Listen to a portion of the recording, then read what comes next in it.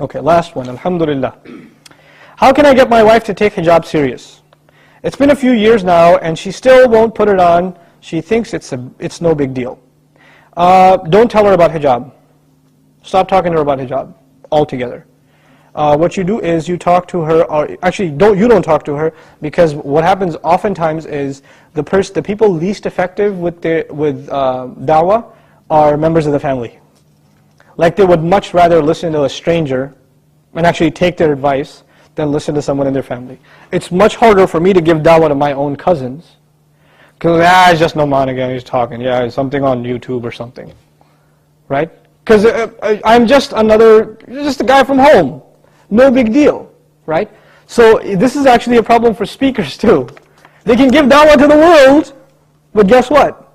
They got to get somebody else's tape and somebody else's CD to put in the car when they're driving. I want to hear you, I hear you enough. Right? This happens.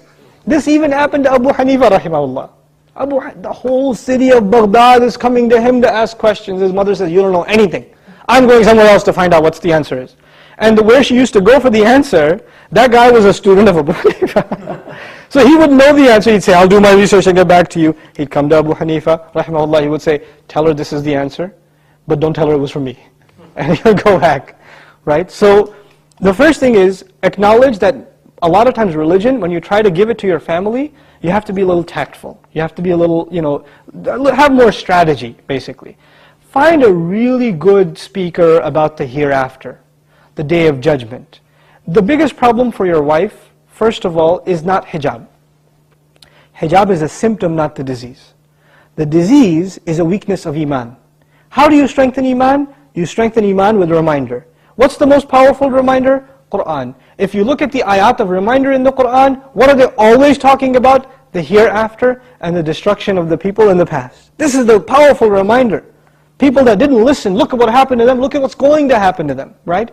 So, for example, a series on the hereafter, right? Somebody giving a really powerful khutbah on, how human beings have to struggle for salvation. A powerful reminder from Quran. If you make that a culture in the family, where every day, 15, 20 minutes, we're going to listen to something from the Quran in a powerful way. Right? There's plenty of speakers and resources available nowadays that you can listen to. Like, the Awlaki series on the hereafter is great, I think. And I know people that got off their mortgages after listening to that CD. They got out of riba. It was that powerful. So, take advantage of those kinds of resources and understand that you are not always the best means of da'wah to certain people. Certain people need to hear it from somewhere else. And, we can't make da'wah to everyone. There are some people we have an effect with, some people we're completely useless with. Right? So everybody has their audience. So inshallah ta'ala, that hopefully helps you with the situation of your spouse. And last thing I should say about that, my gut feeling is her problem isn't intellectual. Meaning it's not like she's not convinced it's important. It really is, she doesn't see the seriousness of obeying Allah in every last commandment. That's the real issue. Once that's resolved, hijab is going to come anyway. And among other things, inshallah ta'ala. All done? سبحانك اللهم وبحمدك نشهد أن لا إله إلا أنت نستغفرك ونتوب إليك والسلام عليكم ورحمة الله.